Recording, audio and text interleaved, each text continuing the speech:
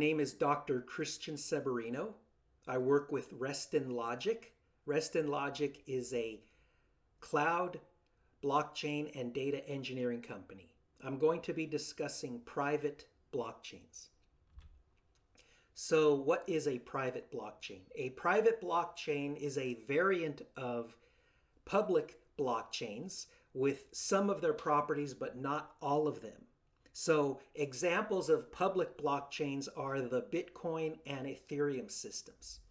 Now, private blockchains have some of the properties of Bitcoin and Ethereum, but not all of them. And it is because private blockchains do not have one of the core properties of public blockchains, namely trustlessness, that many argue that private blockchains should not even be called blockchains, that they should be called something else. Let me quickly define what a public blockchain is. It is a censorship-resistant, secure, pseudonymous, open, reliable, and trustless database. Now, both public and private blockchains attempt to minimize trust requirements. However, private blockchains are able to only minimize it, not completely eliminate trust requirements. That's what I mean when I say that private blockchains are not completely trustless. What was truly novel about public blockchains was that they developed a system to completely eliminate trust requirements. They have what are called consensus mechanisms, such as proof of work and proof of stake. But private blockchains do not use those novel consensus mechanisms to achieve complete trustlessness. They have other consensus mechanisms. Now, complete trustlessness is a good thing, so you might wonder, why would somebody choose to use a variant that doesn't completely eliminate trust requirements? Well, it turns out that complete trustlessness has a lot of overhead. It has a big cost. Now, if you're willing to assume a tiny amount of risk, if you're willing to give up complete trustlessness, you can gain certain advantages. So what are those advantages that private blockchains can gain over public blockchains? Well, they can have better performance. They can also restrict membership, and they have greater customizability. Some examples of private blockchains: Hyperledger Fabric, Consensus Quorum, and R3 Corda. So let me give you a scenario where private blockchains might be a great solution. Imagine a sophisticated supply chain application. Maybe there were several participants trying to organize themselves to manufacture a complicated product. So what if they had extreme performance needs? Maybe they have to process massive amounts of data very quickly to make decisions very quickly. Perhaps for privacy requirements and other reasons, they want to restrict membership. They want to restrict access to that data. And then maybe they have to make lots of customizations to please regulators and auditors. So as you can see, their requirements are exactly what private blockchains can help with. So this would be a great example, a great situation where a private blockchain might be the perfect solution.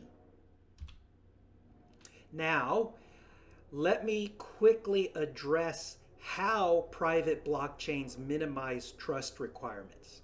So one of the ways that they minimize trust requirements is they incorporate a lot of redundancy. So data is copied to several locations, several computers.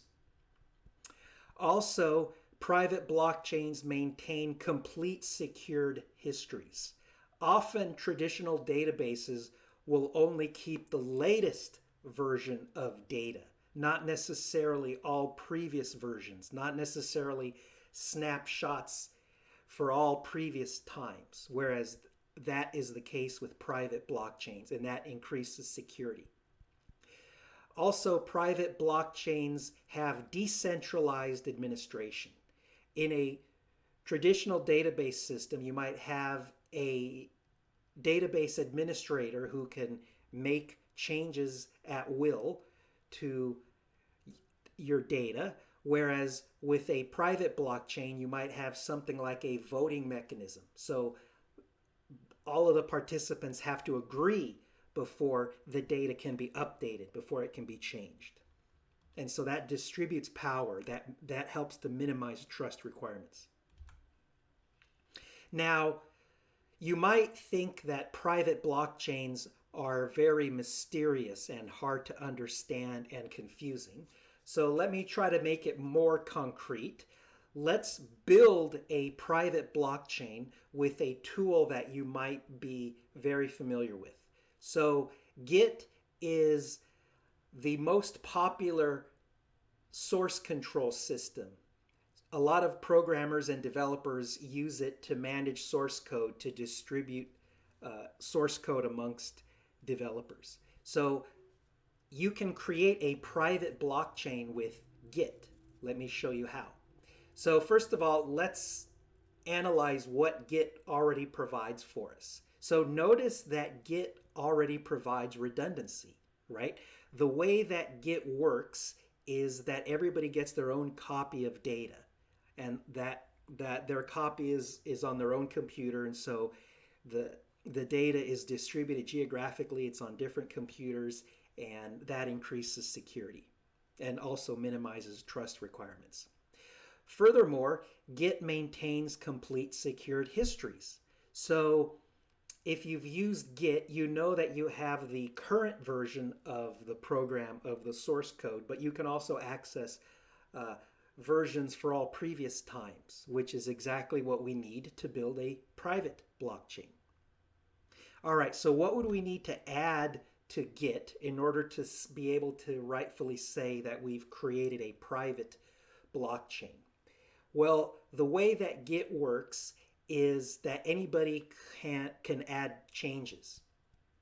And we would need to implement some kind of distributed consensus mechanism. We need to implement perhaps a mandatory voting procedure before commits would be accepted, all right? Before updates to the source code would be accepted, changes to the data. Also, we would need to implement a system to automatically keep all the copies in sync. So it is not necessary for all participants to keep their copy of the source code, the data, up to date. But we would want to implement a system so that all the participants always have an up-to-date copy of the data. And if you did these steps, then you could say that you've created a private blockchain. All right, so hopefully that removes some of the mystique regarding private blockchains. Now, I said that a lot of people argue that private blockchains aren't really blockchains. So for that reason, some have proposed an alternate term, digital ledger technology. All right, and that includes private and public blockchains. So private blockchains are an example of digital ledger technology. So in summary, private blockchains are databases that minimize but do not completely eliminate trust requirements. Advantages over public blockchains include performance, restricted membership, and customizability. Both public and private blockchains are referred to as digital ledger technologies.